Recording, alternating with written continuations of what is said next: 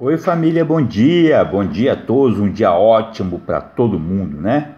Tá com problema? Tá com dificuldade? Tá sentindo aperto? Ora que melhora, ora que melhora. Lembra daquelas 4 regras, né? Orar, orar, ler a palavra, se ainda assim estiver sendo aperreado, oprimido, salmodie,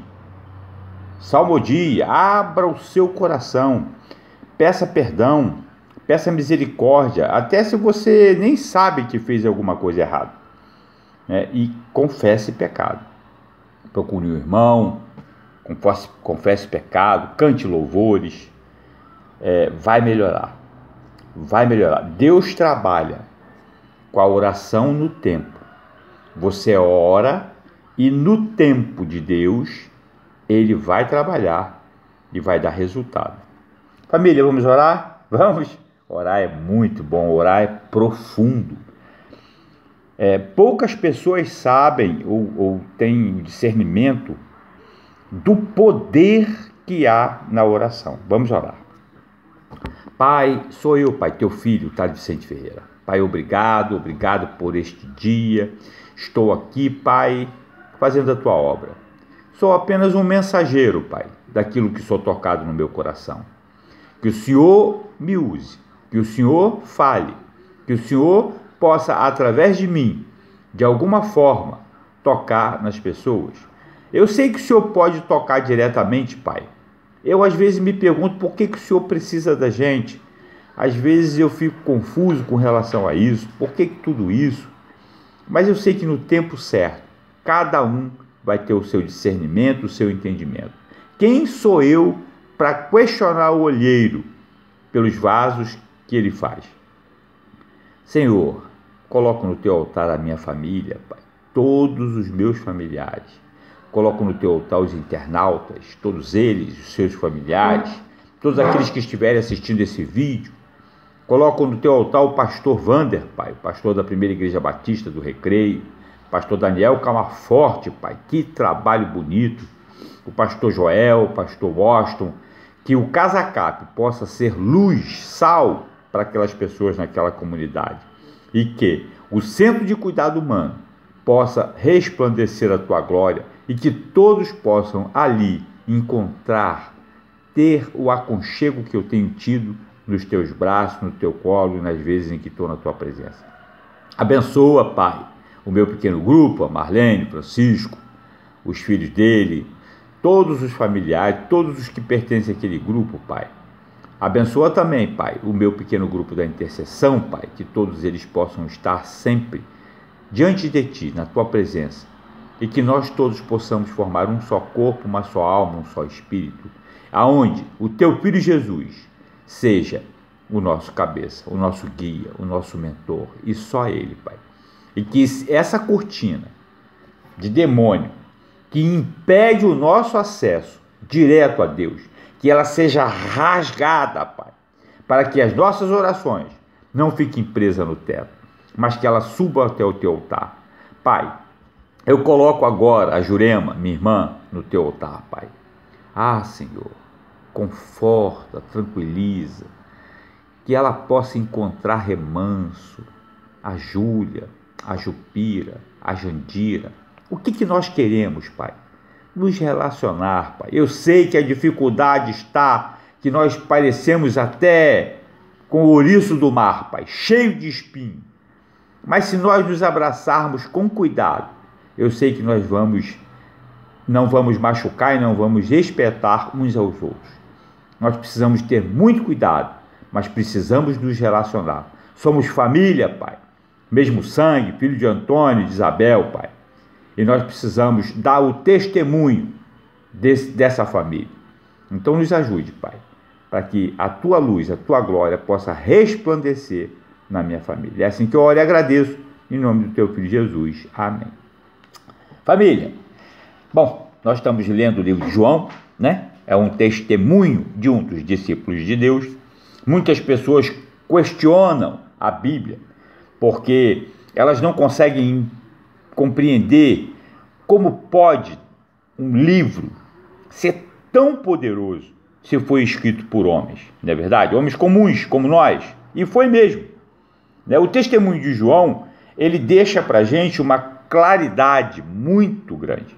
Nós vamos ler agora o capítulo 18, nós lemos o 17, onde Jesus orou por ele, pelos discípulos e por nós, que hoje cremos neles. Ele fez essa oração há mais de 2000 anos. Orou por mim, que hoje creio nele, por você que crê nele. Ele já fez essa oração quando ele estava aqui encarnado. Que ele fala assim: rogo também por aqueles que crerão em mim por meio da mensagem deles. Os mensageiros, Paulo, Pedro, Timóteo, Tiago, aqueles mensageiros, João, o próprio João, E hoje eu sou também um mensageiro dessa palavra. Então, esse capítulo 18 é quando Jesus é preso. Família, é confuso, mas muito claro. Confuso porque nós, na nossa humanidade, fazemos confusão.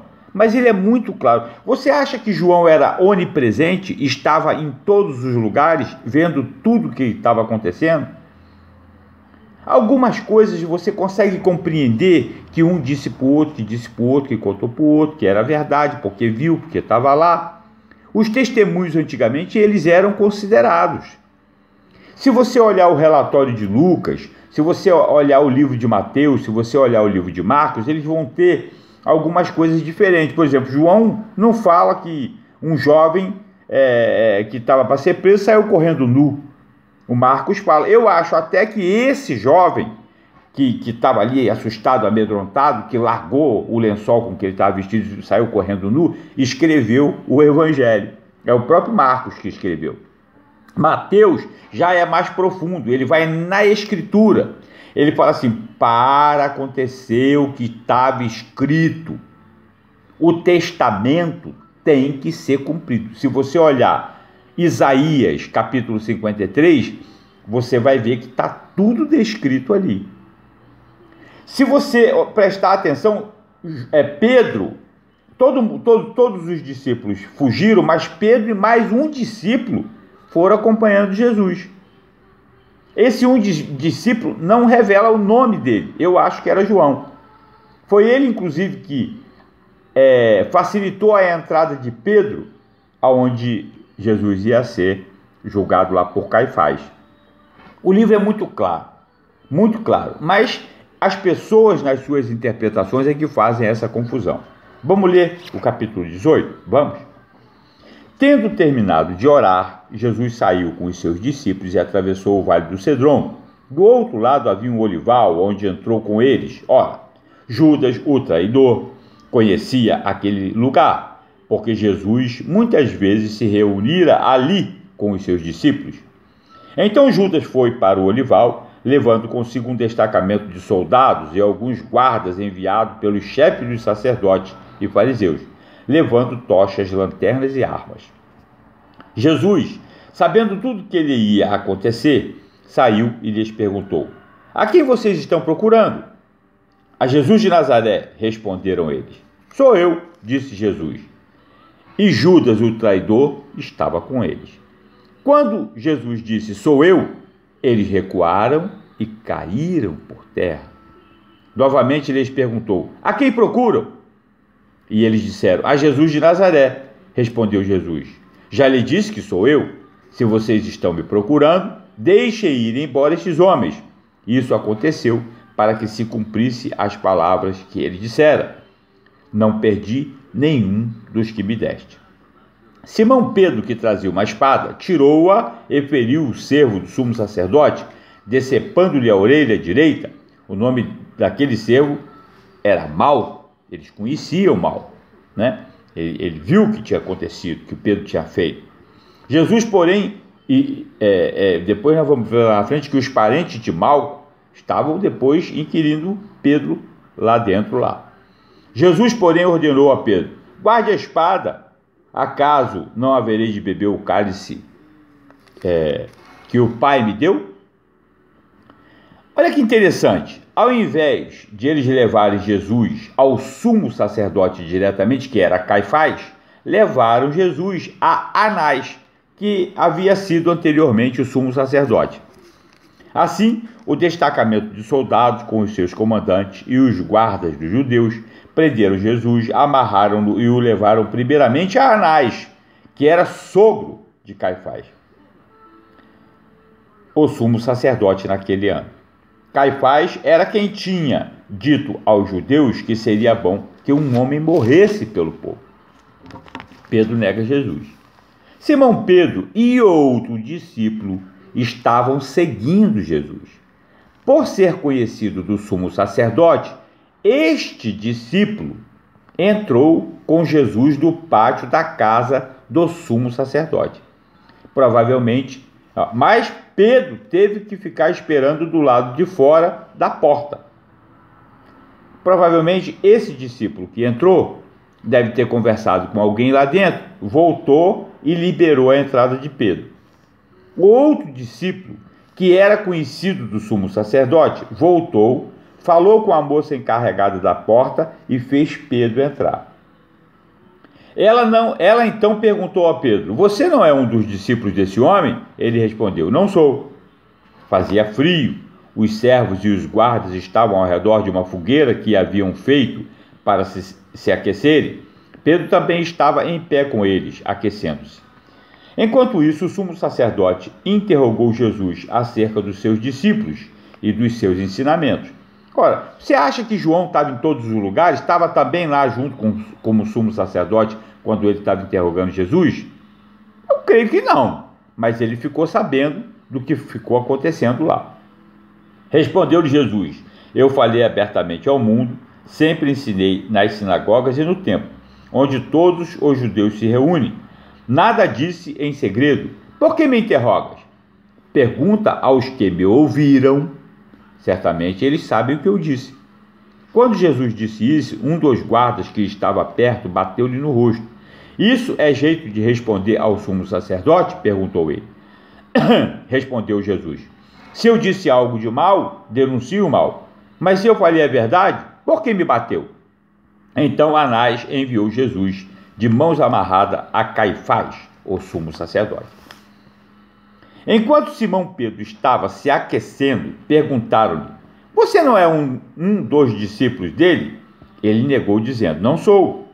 Um dos servos do sumo sacerdote, parente do homem cuja orelha Pedro cortara, insistiu: eu não ouvi com ele no olival? Mais uma vez Pedro negou. E no mesmo instante o galo cantou. E aconteceu o que Jesus tinha dito: antes que o galo cante, me negará 3 vezes. Em seguida, os judeus levaram Jesus da casa de Caifás para o pretório, que era onde ficava o responsável, o governador romano, né, que naquela época iria julgar e condenar Jesus. Já estava amanhecendo, e para evitar contaminação cerimonial, os judeus não entraram no pretório, pois queriam participar da Páscoa.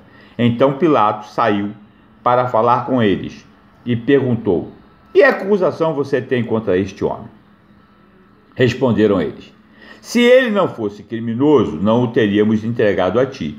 Pilatos disse: levem-no e julguem-no conforme a lei de vocês. Mas nós não temos direito de executar ninguém, protestaram os judeus.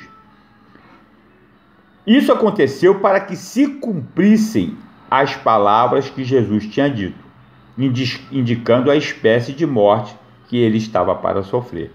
Pilatos, então, voltou para o pretório, chamou Jesus e lhe perguntou: você é rei dos judeus? Você acha que todo mundo entrou lá para ouvir o que Pilatos estava inquirindo Jesus? Não, isso deve ter sido comentado, contado, falado: ó, ele perguntou isso. Não é verdade, não acontece isso hoje em dia pra caramba. Então, perguntou-lhe Jesus: essa pergunta é tua ou outros te falaram a meu respeito? Respondeu Pilatos: acaso sou judeu? Foram o seu povo e os chefes dos sacerdotes que entregaram você a mim. O que é que você fez? Disse Jesus: o meu reino não é deste mundo. Se fosse, os meus servos lutariam para impedir que os judeus me prendessem. Mas agora, o meu reino não é daqui. Ele respondeu aquela pergunta que ele tinha dito, né? Você é rei dos judeus? Ele está falando, né? O meu reino não é daqui. O que eles estão dizendo lá é mentira, porque o meu reino não é daqui. Se fosse, haveria uma guerra, uma luta dos meus servos contra eles. Não houve isso. Então, você é rei? Disse Pilatos. Jesus respondeu: tu dizes que sou rei. De fato, por esta razão nasci, e para isto vim ao mundo, para testemunhar da verdade. Todos os que são da verdade me ouvem. Que é a verdade? Pilatos falou isso e foi andando, né? Perguntou Pilatos. Ele disse isso e saiu novamente para onde estavam os judeus. Então os judeus não entraram lá dentro. João, ficou tudo lá fora. Como é que eles ficaram sabendo que foi falado lá dentro? Igual hoje acontece conosco. Na verdade, às vezes os repórteres não vão lá dentro, não pode ser filmado, não pode ser gravado. Aí depois eles vêm e contam pra gente o que aconteceu lá dentro de um julgamento. Não é assim? É mentira tudo isso? Claro que não. Claro que não. É óbvio que não. Mas muitas pessoas adoram dizer que isso é mentira, né? Você tem que crer em Jesus, na palavra, e deixa Deus tocar no teu coração. Que é a verdade? Perguntou Pilatos. Ele disse isso e saiu novamente para onde estavam os judeus. Ele disse: não acho nele motivo algum de acusação. Contudo, segundo o costume de vocês, devo libertar um prisioneiro por ocasião da Páscoa. Querem que eu solte o rei dos judeus? Eles, em resposta, gritaram: não, ele não. Queremos Barrabás. Ora, Barrabás era um bandido. Família, não tem erro na Bíblia. Não tem desvio. Lê a Bíblia com o coração aberto, sem esse peso. Tem um negócio muito pesado. Não faça isso.